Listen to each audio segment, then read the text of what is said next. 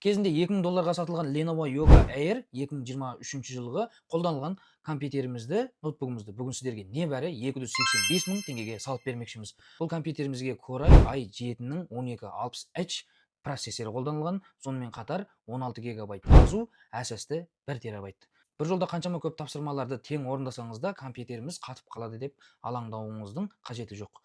1,38 килограмм шығатын ауырлығы әдетте сөмкесімен алып жүрсеңіз, ешқашан байқамайсыз. Сондай жеңіл, сондай ыңғайлы. 14,5 дюйм шығатын экраны 4К қанықтық дәрежесінде көрсете алады. Сонымен қатар бармақ бедер таниды.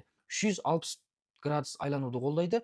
Әдетте ноутбук ретінде де және планшет ретінде қолдануыңызға болады.